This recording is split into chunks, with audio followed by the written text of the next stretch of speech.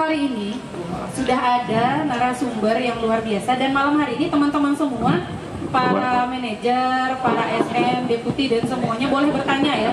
Jadi boleh menyiapkan pertanyaan khusus malam hari ini. Kalau besok pertanyaannya naik tarif. Ya, jadi khusus malam hari ini free bertanya, di mana kita akan talk show singkat dengan dua orang yang luar biasa. Yang pertama, Pak Founder kita. Kalau di sini kita kenalnya dengan Babeneo ya. Jadi nama aslinya sudah terlupakan. Ya, jadi apa-apa panggilnya Babeneo, Babeneo, Babeneo gitu. Dan gedung yang hari ini kita berada di Borneo Center adalah hasil dari jerih payah beliau, yang mana hari ini menjadi solusi terbaik untuk perkembangan ekonomi Kota Pontianak dan Indonesia. Tepuk tangan dulu dong untuk Bapak Founder kita. Yang kedua ada siapa? Pak Andia. Yang kedua ada Deputi General Manager Borneo Group, Bapak Iskandar. Tanganmu dong. Ya. Yang kadang-kadang kalau di luar sana dipanggil Is Judika. Iya. Jadi mukanya agak-agak mirip Pak Judika, penyanyi-penyanyi itu ya. Nah, jadi nanti kalau selesai talk show kita tanya gitu, bisa nggak nyanyi lagu Separuh Nafasku? Iya sih. Bisa Pak Is nyanyi nanti? Siap. Oh siap. Oh, oke ya. Baik, untuk sesi pertama ini kita ingin mendengar dulu nih success story dari Pak Udin atau Babe Founder tentang seperti apa sih Borneo ini dari awal hingga sekarang. Karena sebetulnya kita sedang live, jadi bisa ditonton juga di Instagram dan juga di profilnya teman-teman pribadi. Seperti apa sih si Borneo ini buat bisa menyapa dunia. Boleh silakan Babe. Oke, terima kasih Mbak dan Mas Andia. Mas. Yes. Selamat malam dulu buat rekan-rekan semuanya. Ini udah makan semua ya, udah sehat ya, udah segar semuanya. Oke. Ya, kalau menceritakan historis ya, bagaimana saya mendirikan Borneo, dimulai tahun 2005. Yang mana waktu itu Borneo masih CV ya, CV Borneo Nusantara Group.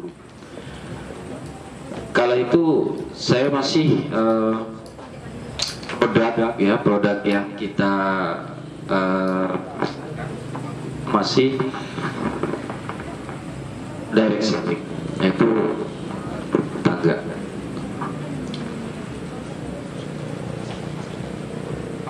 Saya membangun bisnis ini tidak mudah apa yang kita bayangkan. Jatuh bangun, saya membangun bisnis ini berkembang. Waktu itu ya, pertama di tahun 2005 itu di Kota Makassar. Ya, saya memulai dengan nama CV Borneo Nusantara Group itu. Di sana saya sempat berkembang agar di kantor saya itu hampir 100 orang lebih ya saat itu. Tapi itu tidak bertahan lama, artinya cuman hanya 1 tahun lebih bisnis saya hancur ya, orang-orang saya banyak yang hilang.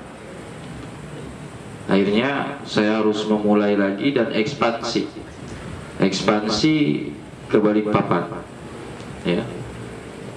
Di sana saya coba memulai dengan beberapa orang saya dan berkembang lagi di sana. Tapi kembali lagi bisnis saya hancur lagi. Dan di sana cuma sempat bertahan kurang lebih 6 sampai 7 bulan ya. Ekspansi lagi saya dari Balikpapan ke Pontianak ini, mencoba peruntungan saya mungkin di kota kelahiran saya di Pontianak ini bisa membuat saya berkembang. Tetapi ternyata tidak seperti itu ya, apa yang saya bayangkan tidak sesuai dengan kenyataan. Sampainya di Pontianak, saya mencoba untuk berkembang lagi dengan beberapa orang saya. Ya memang pada awalnya berkembang, cuma hanya bertahan kurang lebih 6 bulan ya. Hancur lagi bisnis saya, harus memulai lagi dari nol. Dan saya harus ekspansi lagi waktu itu ke Tanjung Pinang.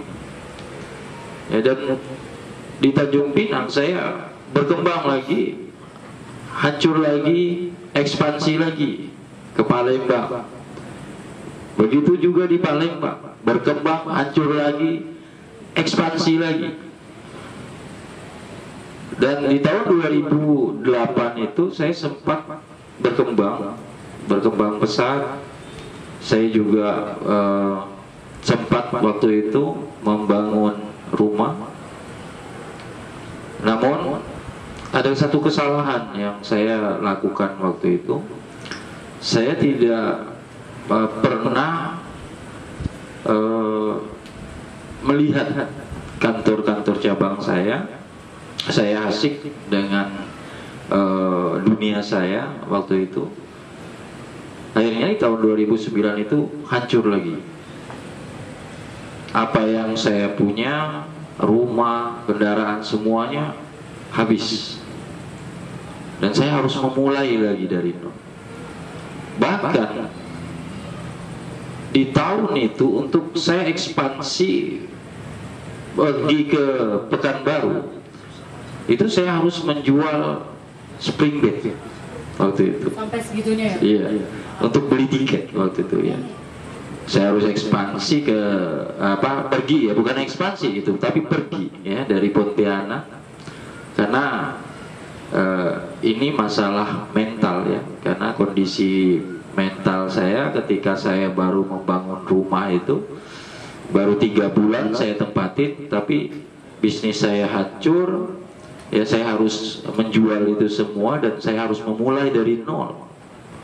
Di Pekanbaru itu sudah tidak ada lagi orang-orang yang dulunya bersama saya, itu sudah masing-masing ya pergi entah kemana gitu ya waktu itu. Ya. Yang setia-setia udah nggak ada. Tidak ada lagi ya. Orang-orang kuat saya, orang-orang kepercayaan saya itu pergi semua, dan itu memang kesalahan saya ya. Jadi di Pekanbaru itu saya harus memulai sendiri ya. Bahkan saat itu untuk makan saja saya harus ngutang ke warung untuk beli beras 1 kilo. Beli beras 1 kilo saya harus ngutang. Bayangkan kondisi mental ya, dengan saat itu ketika sebelumnya saya pernah bisa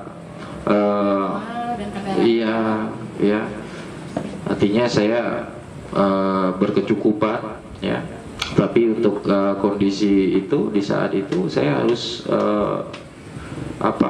betul-betul menyadari ya apa yang menjadi penyebab kesalahan saya. Dan saat itu saya mulai merenungkannya, dan saya harus bangkit, saya harus mulai lagi. Biar bagaimanapun saya tidak ingin saya di mata orang ya seolah-olah tidak ada, atau Neo ini hilang gitu. Saya harus bangkit lagi, walaupun banyak sekali orang yang mencibir saya dan tidak yakin bahwa saya bisa bangkit dan bisa berkembang lagi ya. Dan di tahun 2009 itu sampai dengan tahun 2013 saya harus merangkak, memulai dari nol, dari sendiri, dan harus turun ke lapangan lagi. Dan saya mulai membangun ya bisnis saya ya, mengumpulkan sedikit demi sedikit modal, dan itu saya pakai untuk ekspansi ke Tanjung Pinang lagi. Dan itu kita mulai, dan tidak langsung ketika saya ekspansi ke Tanjung Pinang itu langsung bisa berkembang, tidak ya.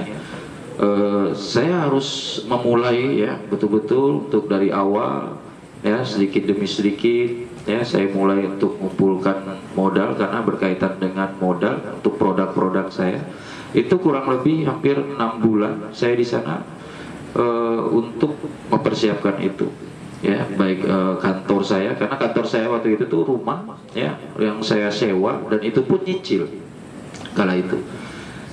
Dan rumah itu rumah yang sudah lama yang tidak ditempatin. Rumput di halaman itu tinggi sekali ya karena tanah. Terus bangunannya juga sudah nggak terawat ya, karena catnya sudah rusak jelek banget ya. Itu kalau anak-anak turun ke lapangan, saya nebas. Ya. Udah bisa ngebayangin ya, seperti apa Babe waktu itu gitu ya. Jadi anak-anak turun ke lapangan itu saya nyabit rumput itu, ya. Setelah malam, ya kan, datang ngechat, ya sama-sama mereka gitu kan. Ya begitu terus ya kan setiap hari, ya sambil ngumpulin modal untuk beli produk, dan kita ketika sudah mulai merasa cukup untuk beli produk, ya kita order ke Jakarta, dan kita sudah mulai untuk membuka loker. Itu pun selama 6 bulan itu halaman kita coba cor, ya kita rapikan supaya nantinya kesannya orang yang masuk itu positif gitu. Nah di situ alhamdulillah ya kita mulai berkembang, ya mulai berkembang, dan alhamdulillah juga ya, kita diberikan jalan, ada produk yang waktu itu sangat booming, ya. Jadi bisa cepat membuat perkembangan.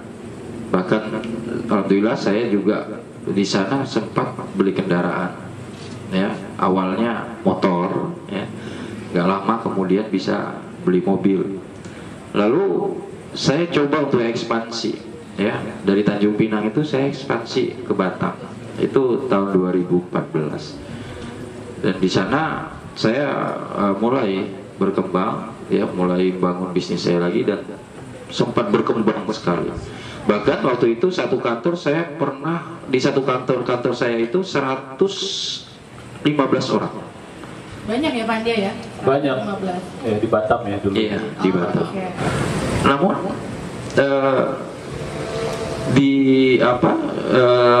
saat itu kembali lagi ujian datang lagi, ya di tahun 2015 ya saya lagi berkembangnya, saya salah dalam menginvestasikan uang saya. Ada bisnis yang saya coba ikutin, tapi ternyata salah gitu ya, prediksinya tidak sesuai dengan ekspektasi saya gitu. Saya saksi hidupnya Pak. Iya, ada Pak CTO kita yang menjadi saksi hidupnya. Bayangannya itu luar biasa. Hah? Bukan pelaku. Bukan, pemain juga sih. Iya. Iya. Jadi ekspektasinya itu luar biasa waktu itu. Ya ketika saya bergabung dalam bisnis ini, harapannya itu besar sekali, ya. Bahkan saya motivasinya sangat besar. Kalau seandainya bisnis saya ini berkembang dan berhasil, itu semua orang yang manajer saya akan berikan mobil itu waktu itu ceritanya. Bahkan anak-anak di lapangan itu motor semua. Bayangkan itu duitnya sudah MM-an waktu itu. MM-an banget deh. Luar biasa. 2015. Iya, 2015 ya. Udah M ya. M banget, dia kan. Akhirnya habis. Dan itu akhirnya berpengaruh terhadap bisnis saya. Karena ini berkaitan dengan produk, karena saya tidak bisa mensuplai mereka dengan produk, karena modalnya habis untuk saya investasikan itu, bahkan iya habis semua, ya. Dan mobil, bayangkan saja mobil yang saya beli itu saya jual cuma 20 juta 20 juta saja. Kia Ponti. Iya, Kia Ponti. Mereknya Kia Ponti. Untuk tiket ya waktu itu, untuk tiket, untuk beli tiket orang-orang saya untuk ke Pontianak. Akhirnya ya singkat cerita sampai ke Pontianak waktu itu 2015, tersisanya kurang lebih 7-8 orang waktu itu. Saya harus mulai lagi dari nol lagi, ya itu sampai di Pontianak, ya modal juga nggak ada, apa yang bisa dijual lah, ya yang penting bisa jadi duit ya. Sampai satu ketika saya ketemu di media sosial, di Facebook itu teman yang lagi mengadain meeting. Saya tertarik, ini apa sih gitu kan yang mereka buat. Lalu saya kontak mereka, saya hubungin, oh ini ada bisnis baru, ya saya coba ingin lebih tahu, dan saya berbicara banyak sama beliau, dan akhirnya saya positifkan untuk ikut bergabung, ya. Dan ketika itu kita dikirim satu mentor untuk melatih kita, namanya almarhum Rudi, beliau sudah almarhum. Disitulah awal mula kita beralih, ya, waktu itu divisi kesehatan, ya. Dan kantor pertama saya di divisi kesehatan itu di Singkawang, di Kridasana. Kantor kami itu keren banget. Supaya iya keren banget. Kerennya itu kalau untuk karena kita memang untuk orang bisa sampai ke kantor kita itu harus ngeliter beberapa rintangan gitu, harus ngikutin.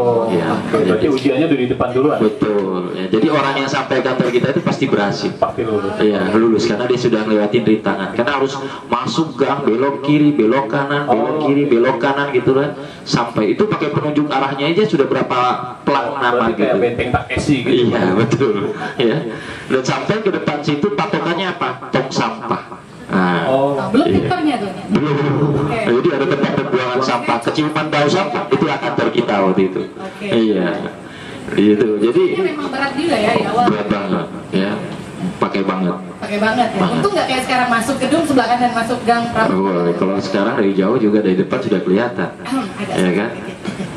Jadi di situ kita rumah couple. Jadi rumah, jadi bukan ruko atau rumah gedung besar mewah gitu, enggak, itu rumah couple.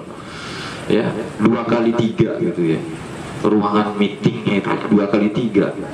Ya kan, kecil banget gitu kan. Tapi setelah tong sampah, sebelahnya rumah kantor sudah. Kantor, tong sampah. Ada rintangan lagi, depan. nggak ada rintangan lagi. Nah, depan tidak ada rintangan. Kira ada rintangan, jurang, sungai atau apa gitu. Iya. Ya, jadi itu kita di situ. Ya. Dan awal kita mulai pun tidak langsung heboh seperti sekarang gitu ya. Artinya kita memulai itu juga bingung gitu. Karena kita sudah terbiasa dengan media yang beda. Media yang sekarang itu, yang waktu itu menurut kami kan masih baru gitu. Kita nggak tahu caranya bagaimana gitu loh ya. Jadi di awal-awal itu bayangin kadang saya sendiri turun ke lapangan ya, waktu itu turun mencoba gitu, alhamdulillah zero.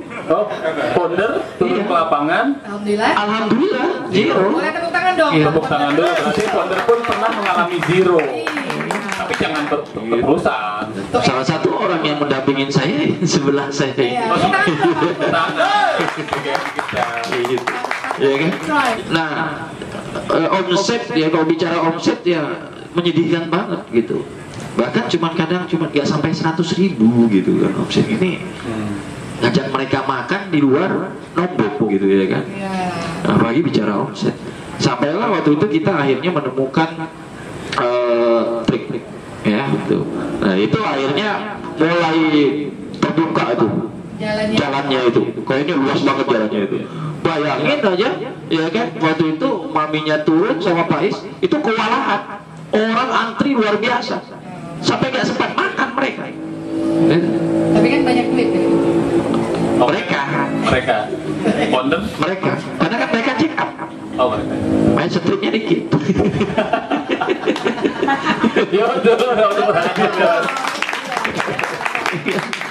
itu udah sama dengan Pak DJM.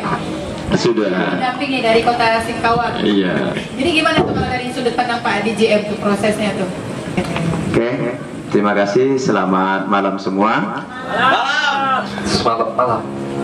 Yang pertama, saya sangat bangga menjadi bagian daripada Borneo ini. Luar biasa. Ya, karena saya tahu persis bagaimana perjuangan beliau, Pak Safiuddin, selaku founder kami. Dan betul bahwa kalau berbicara direct selling itu, saya menjadi anak didik beliau itu sebelum di divisi yang ini, cuman memang kami vakum dan kami cukup lama berpisah. Jangan sedih-sedih dong. Dan akhirnya dipertemukan lagi di tahun 2016 itu. Bisa berapa lama, Bu? Dari tahun 2005 ya Pak. 2005 Iya. 2016. 2005 sampai 2016 itu bertemu di divisi baru itu, dan saya merupakan salah satu generasi pertama. Dan bukan cuma saya, juga ada Bu IM kita, Bu Mami Natasanya, terus ada Pak Saban, Pak Marasi, ya, itu generasi pertama kita. Pak Saiful jangan lupa. Pak Saiful juga ada di pojok ini. karena agak gelap di situ Pak. Ya, jadi memang yang Pak Pondor tadi bilang itu kita alami sendiri karena memang kita tidak memiliki satu gambaran bagaimana cara untuk sosialisasi dan edukasi. Bahkan kita sempat kebingungan nama kita ini apa. Maksudnya kita ini siapa? Kita ini dokter bukan gitu kan? Perawat bukan. Apa namanya ini kan gitu kan? Namanya aja bingung. Jadi kita memperkenalkan ke masyarakat, kita bingung memperkenalkan diri kita ini siapa gitu. Sampai akhirnya ya nggak tahu dari mana idenya Pak Pondor waktu itu, ya kita konsultan gitu kan. Nah, ya wes, nah kita konsultan kesehatan lah intinya gitu aja. Ya karena memang analoginya ya konsultan ya konsultasi kan. Betul. Ya untuk masyarakat konsultasi. Dan kita coba, alhamdulillah setelah uji coba itu ternyata perkembangannya cukup lumayan pesat ya. Bahkan di Singkawang itu kita tembus di angka 30 lebih owner ya orang. Dan memang sempit lah ruang, jadi kira-kira ya kayak ginilah ruangannya gitu kan. Jadi sempit, jadi kalau meeting itu kayak ikan pepes gitu kan, berbaris-baris gitu kan. Berarti semuanya pernah merasa yang jadi ikan pepes tuh ya? Generasi pertama. Nah, pertama. Trial error itu berapa lama Pak? Mungkin sebulan, 2 bulan, 6 bulan itu. Kalau 6 bulan itu ketemu udah itu. ketemu jurus ampuhnya itu. 3 bulan baru ketemu. 3 bulan ketemu. 3 bulan baru berkembangan. Jadi sempurnanya 6 bulan itu metode. Iya, baru kita ekspansi. Barulah berbentuk organisasi lah itu.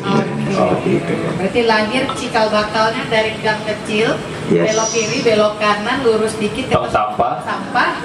Itulah rumah gempet dan akhirnya sekarang jadi gedung 4 lantai. Jadi gedung. Jadi setelah ini Pak Andi ya, kita akan bicara tentang visi besarnya. Yes. Berarti kan mulainya dari kota Singkawang dan sekarang sudah berada berapa cabang Teh kalau boleh tahu? Saat ini kita ada 20 cabang ya. 20 Kalau tidak ada pandemik atau mungkin sebelumnya kalau ada beberapa kantor yang kita sengaja itu sudah 40 cabang kita. Oke, berarti totalnya kalau secara cikal bakal se-Indonesia ada 40 cabang. Iya. Ada negara lain. Sekarang kondisinya dengan kantor pusat yang sekeren ini, kondisinya 4 lantai dan kembali di kota kelahiran di kota Pontianak, sudah menaungi kurang lebih 40 cabang dan di 1 negara asing. Iya. Iya. Nah, itu tadi seputar opening awal ya Pak Andi. Terus setelah ini kita bakalan ngobrolin soal visi misi yang nanti visi misi dan seterusnya hanya off the record. Jadi kita live hanya sampai di sini saja. See you untuk yang di sosial media dan kita lanjut lagi buat visi misi besar. Tepuk tangan sekali dong buat